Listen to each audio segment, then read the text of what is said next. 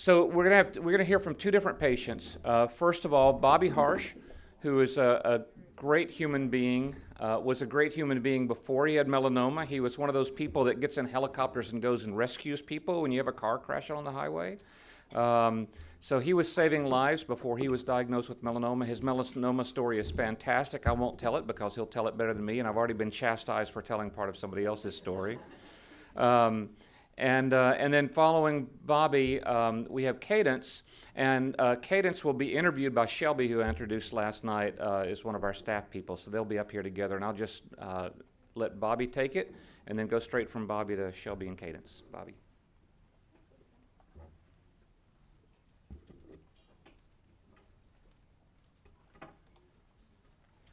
Good morning, everybody. I'm going to try this electronic thing. We'll see how it's going to work out. I don't have any slides, but I do have what I'd like to say written on it. So let's see if I can, let me just move this off to the side if I can. My first job this morning was to get through breakfast without getting it all over my shirt. So I was able to do that. So first off, let me say thanks to Shelby, Tim, MRF, Bristol Myers Squibb for being able to put on this event. I've done a few of these and over the past several years, which is good because I've been able to do it for a few years now. I'd like to share some of my experiences with the battle and journey with melanoma. And, you know, if it weren't for not these organizations, you know, I would not be here. I'm not going to try to bore you with all the details of my 7-year battle, but I would like to touch on some of the experiences during my treatment and leave you some important advice that was given to me by a doctor at Johns Hopkins, and it was reiterated yesterday evening as well as by Tim. So let me start with a brief timeline of my diagnosis and treatment. It started with something that I would describe as a pimple on my left cheek that just wouldn't heal. Mine was considered a amelanotic melanoma. It just looked like a little pimple that was there. It sat right about here, about the size of a dime. Donna, she encouraged me. She said, you know, you need to go to the doctor because, you know, it looks like that's probably going to leave a scar. And that was in the summer of 2007. Well, it did leave a scar. It left a fairly big scar. I ended up with 90 stitches down and around with the reconstruction and a semi-prodded, oh shucks, I'll get it out here in a second, proddedectomy, sentinel lymph node biopsy, and then the reconstruction. So at that point in time, I was considered cancer-free. You know, they went in, got the melanoma removed, and away I went. But when everything came back, the biopsies were finally reconstructed. It came back as greater than 4 millimeters and ulcerated. So I can remember the call from the doctor, the plastic surgeon that originally did my surgery that morning. And it was early in the morning, and I could tell that he was calling from his car phone, which I kind of thought was unusual because back in 2007, that wasn't real common, but you hear people calling. So he said, "Are you sitting down?" And I said, well, I kind of joked back, and I said, "Should I be?" And he said, "Well, you may want to be." And I can remember his conversation was short, to the point, and I don't remember exactly what he said after he said malignant melanoma. He then gave me some instructions on how we should proceed. First was the surgery, like I say, of the sentinel lymph node biopsy and the removal of the melanoma and the reconstruction of my face. It took 10 hours, a little bit longer than what they anticipated, but they did a fairly good job, at least everybody says they did. And of course the next thing was the staging, which I had already touched on, but the final staging was 2C. So we knew that it was probably going to come back at some point in time. You know, statistics, they're out there, they don't lie, but sometimes, you know, you have to look at them, you know, how you want to look at them. And sometimes they're just numbers, and sometimes they fall true. So it took a little while, but I was able to finally get in to see an oncologist. I went to Johns Hopkins, was a patient of Dr. Scharfman's down there, and many people probably within the melanoma world have heard of Dr. Scharfman at Johns Hopkins. Back in 2000, that would have been in the fall of 2007, beginning of 2008. There weren't a whole lot of options out there. So the first one he said was, well, we can do nothing. And I said, well, that doesn't really seem too good to me. He said, well, the second was going to be due interferon for a year. He said, but the new statistics with that would show that really that if your melanoma was going to return in 3 years, that the year that you would be on the interferon, you would not only feel like crap, but a year later you would probably come back anyway. He said, and the third one would be get into a clinical trial. So I was able to have the correct typing that I needed. I was referred to NIH, and I was into a clinical trial for a vaccine called GP100. One of the things, though, that he did give me very important encouragement that did come true, that like I talked about last night, or like Tim talked about last night, was he said, you need to do everything that you can do to extend your life, because during that time, a development or better treatment and new things are coming. So you just try to get as long as you can, because there may be something new coming down the road. And that was very true for me. So the trial for the vaccine that was offered, National Institutes of Health, unfortunately the clinical trial for the vaccine did not work to stop the melanoma, but it did allow for early detection of my metastasis to my lungs, which were diffuse and non-operable. That happened in I guess it would have been the spring or January of 2009. So a few years have passed since that happened. So of course, because I failed out of the clinical trial, and before you can get into any clinical trials, you have to fail out of the approved, FDA-approved treatments. Hats off to everybody here who did high-dose IL-2. I will hope that I would never have to go through that again, because that is one of the most miserable drugs that I think that is out there. So I went back to Johns Hopkins for the high-dose IL-2, and of course that was the only FDA-approved treatment at the time. And of course, after 2 rounds, my melanoma did not respond, and I was running out of options. So of course, anybody that has been through the clinical trials and through the treatments, before you can enter any other clinical trials, you have to have a period of a washout of 8 to 12 weeks. So I was referred back to NIH, and they said, look, you can't do anything for you. We're thinking about maybe T-cell replacement therapy, but that's a little too early to say. So you have about 8 weeks. So do whatever you're going to do for 8 weeks, and give us a call when you get back. And I said, well, I've been planning a few things on a bucket list. So I loaded my family up in my camper in 2009, and 3 teenagers in the back seat with cell phones and very little cell phone reception in the great parks out west. We trudged around the country for 30 days, 7,500 miles, and I knocked off a few of the national parks that I wanted to see. So when I was able to get back, called NIH, went down for a visit. NIH is an absolute wonderful facility. Just every place that I have been and been treated have been absolutely beautiful facilities, great at what they do. Went to NIH, and they were like, well, you know what? We don't really have anything here for you right now. You may be eligible for the T-cell replacement therapy, but we think that's probably a little aggressive for what you have. We did have a drug here a few years back that was called IPI. We know of a very small clinical trial that is coming up. It was going to be offered 50 positions, 5 spots nationwide, 10 spots. So I had a few choices of where I wanted to go. My wife and I always liked Charlotte. Charlotte was the next closest city for me other than New York. I don't like to drive into New York, so Charlotte was real easy as the choice. So I was able to gather all of my records, send everything down to Charlotte, went through the intake process. The clinical trial, of course, was for a drug called ipilimumab at the time. I like to say it IPI as short because ipilimumab is a mouthful. It's even better now that it's called Yervoy, and it was released in 2009. So under the care of Dr. Amin, the clinical trial, I say, was sponsored by Bristol Myers Squibb. I was on IPI for 4 years, getting a dose every 3 months for that 4 years. And I've been cancer-free ever since. I get scanned yearly now. I've actually been slowly tapered off. He says, I like to see you just once a year now, so that was a good thing. But my wife and I enjoyed going every 3 months. And at this point, you know, after every scan, I still remain clear and with no active disease. I don't know that you ever get rid of melanoma, but I'm comfortable to say that I have no active disease. And since that time, I've been able to cross some more things off on my bucket list over the last several years. I've been able to retire from the state police. I retired in 2012. So I no longer fly around. I drive around on the ground and do that, but I own a company that does that. I've watched my children grow older. I've had many more anniversaries with my wife. And I'm looking forward to the future and whatever that may hold. And I need to say thank you to everybody that works in the research side, the funding side. Everybody that works there is a team, and one piece does not move on without the next piece, and it all benefits patients like me. So again, thank you.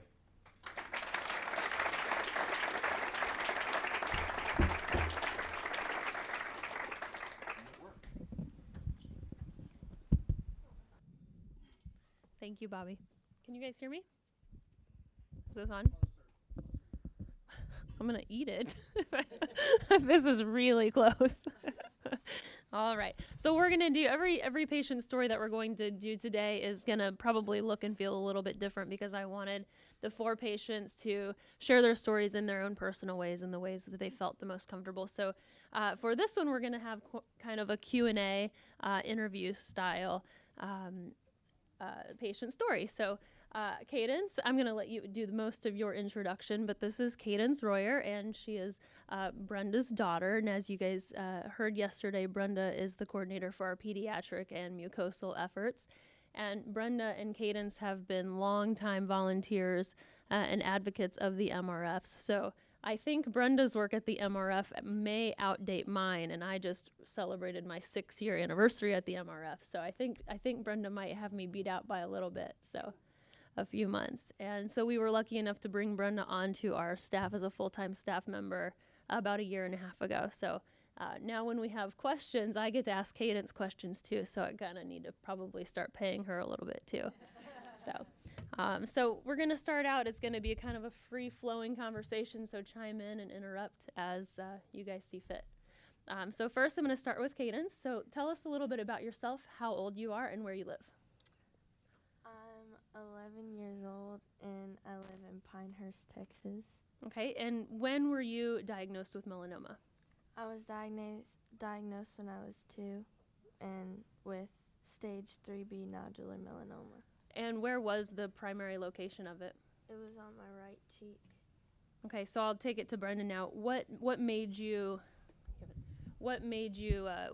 alarming about it? What made you go to the doctor? What made you call the doctor? So she was 2. She was just typical kid. We live right outside of Houston, so southeast Texas. Showed up with a little red dot. I mean, like you took a pin and just made a tiny little dot on her cheek. And, you know, she's little. She's messing with it all the time. That was the 2nd week of November. And by the 2nd week of December, it was about the size of a pencil eraser. And she was still messing with it. I was like, what is this bug bite that will not go away? And she actually went to her pediatrician for something else. She had tonsillitis. And while I was there, I was like, can you look at this mosquito bite that I cannot get to go away? And she looked at it. She was like, nope, not a mosquito bite. It's just a pyogenic granuloma. It's no big deal. She's like, but, you know, she's little. She's going to have it removed. So they sent us over to a dermatologist to have it lasered. Dermatologist looked at it, said, yep, pyogenic granuloma. Again, no big deal, but we can't laser it. She's too little. She's not going to sit still. Sent us over to a plastic surgeon. He was like, yep, pyogenic granuloma. We'll remove it. I was like, well, it's 2 weeks before Christmas. We're going to Disney World for Christmas. Would it be okay if we waited till after Christmas? He was like, yeah, it's absolutely no big deal. So came back on January 4th.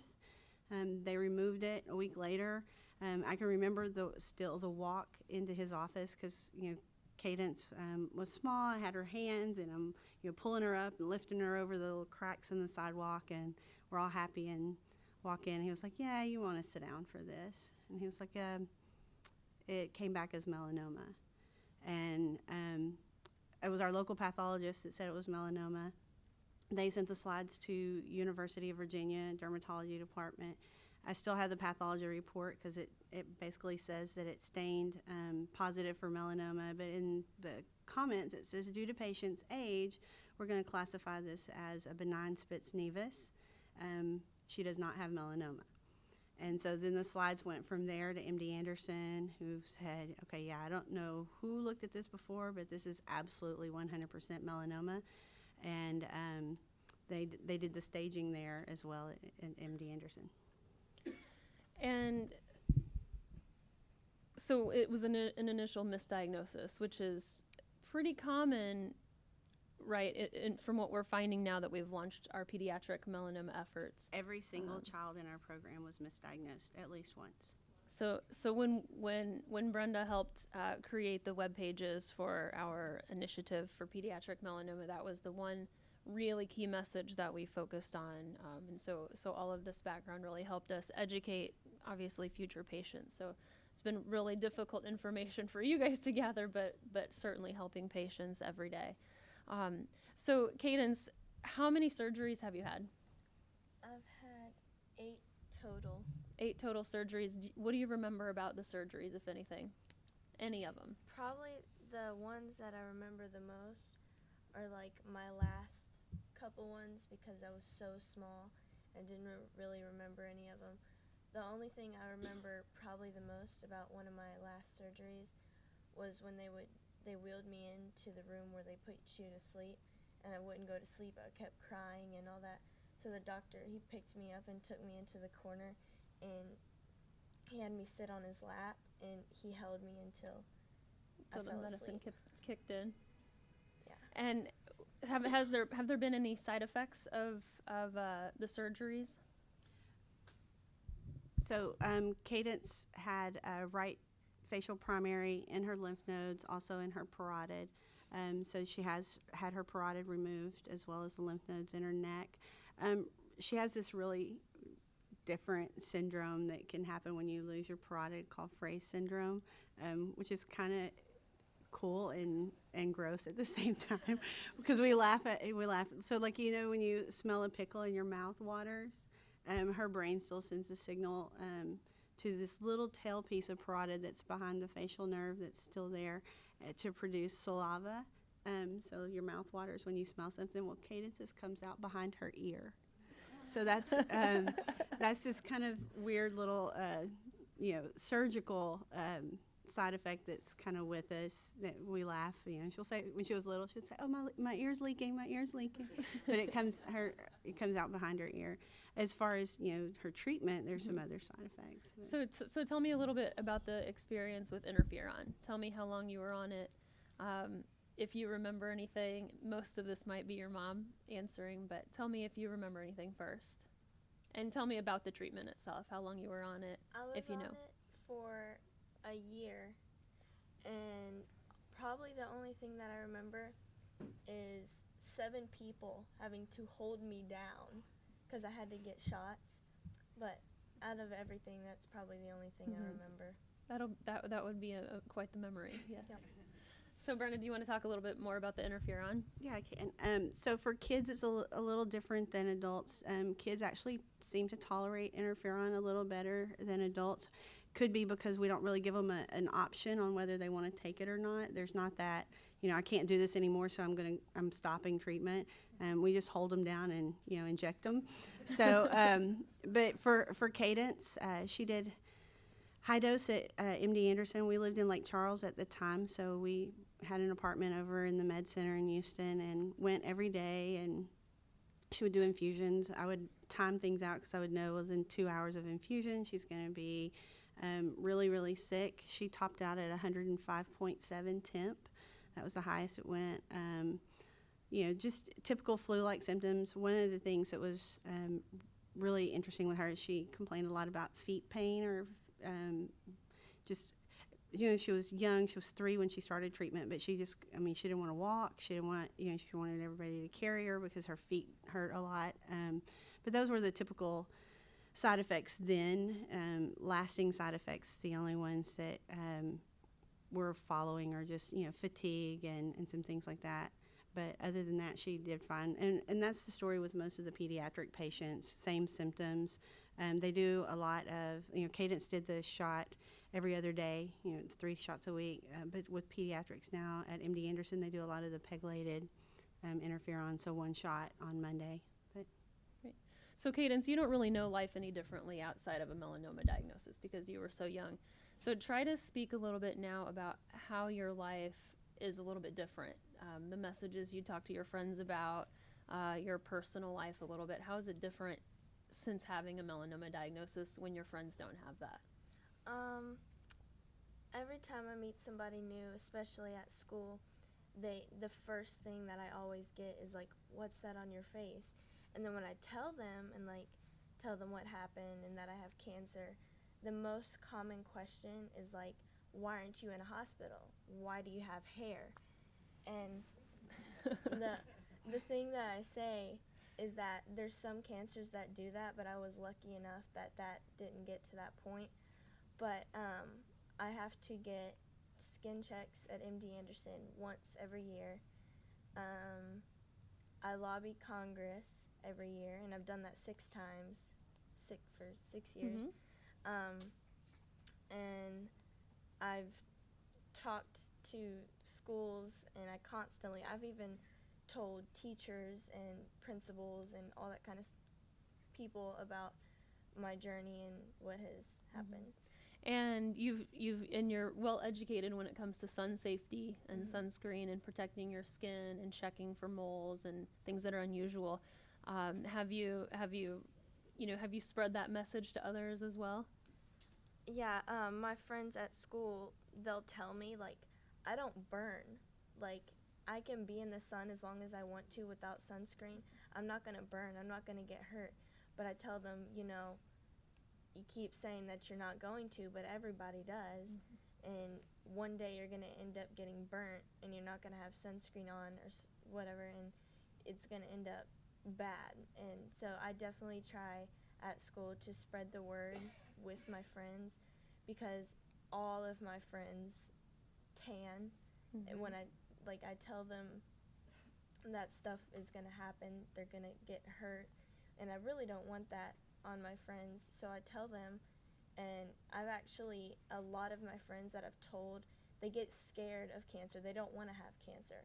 So I've definitely, I would say, helped some of my friends know that they should put sunscreen on when they go outside. Very good. So one last question, and you mentioned advocating on the Hill. So most of the people in the crowd are at least familiar with the terms Hill Day, and that's an event that the MRF holds each year. And Cadence has been 6 times, you said. So what's been your favorite thing about either our Hill Day, besides taking a picture with the famous Tim Turnham, or our annual Pediatric Summit?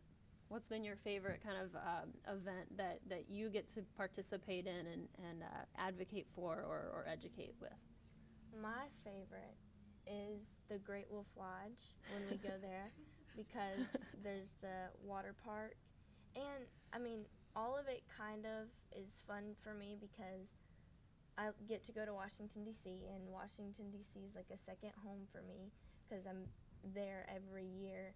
And I love being able to see my cancer friends, and they're everywhere, and I love them so much. So every event that we do, as long as my friends are there and other people that I can relate to, I'm good. Yep. Right. Good. Anything else? Good. Great. Thank you, Katie. All right.